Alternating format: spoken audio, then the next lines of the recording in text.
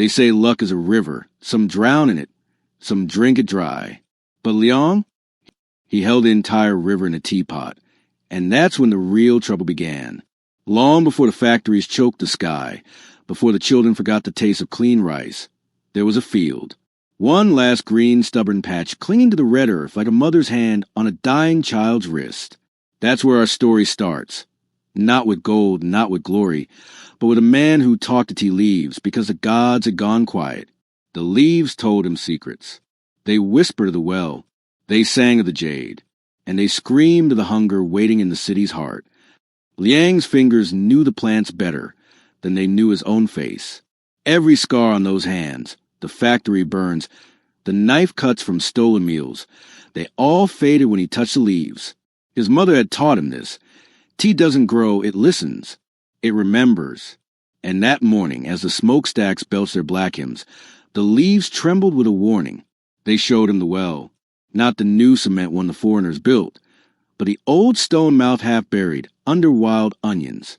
The one that smelled of wet earth and something sharper, like a just sharpened blade held to your tongue. He dug, not with hope, but with the dull certainty of a man who'd run out of choices. When his shovel struck jade, the sound wasn't a clink. It was a heartbeat. Then the steam rose, not the gentle wisp from his morning cup, but a coiling panther made of smoke and moonlight. It looked at him, not with animal eyes, but with the knowing glare of the luck spider herself. And then it pounced. The first sip tasted like laughter, like his mother's voice before the cough took her. The shack's rot peeled back like a scab, with knitting itself whole, rust retreating from nails. Even the rat holes stitching shut as if they'd never been. The second sip, that was the rain. Not the acidic drizzle that ate through roofs, but fat, golden drops that fell only on his land. His tea plants burst into colors no botanist could name. Indigo stems, petals that shimmered like oil on water.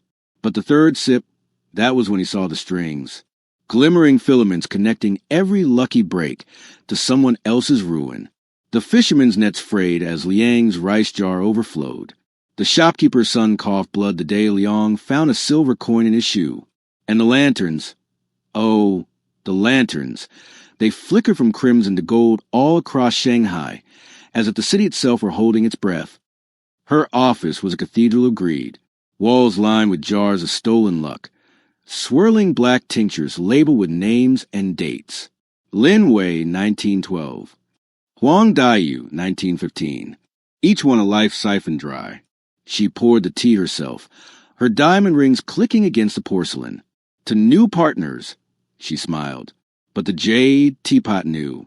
It glowed, so bright Liang saw her true face, not skin, but parchment stretched over a crawling void. Her hunger wasn't metaphorical. It wasn't even human. It was a luck spider's oldest daughter, and she'd been waiting for this cup for 100 years. When Liang smashed the pot, the explosion wasn't China, but of time itself. Receipts flew upward like startled crows. Chandeliers sprouted legs. And Madame Chao, she didn't scream. She simply unspooled, her silks unraveling into the thread she'd stolen, her final whisper hanging in the air. You'll see. You'll all see. The luck didn't disappear. It seeped into the cracks between cobblestones. It curled around the roots of starved mulberry trees. It slid into the lungs of the fisherman's daughter as she took her first clean breath in months. Liang's field grew strange new breeds. Tea that cured fevers, leaves that whispered comfort in the dark. And the teapot, they mended it with gold glue, the cracks glowing like veins.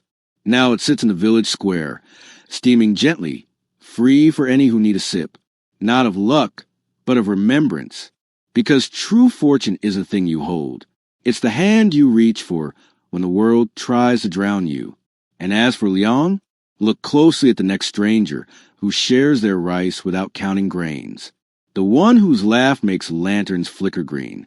Some say he's still pouring. Luck grows when shared. Subscribe for more tales of magic and meaning.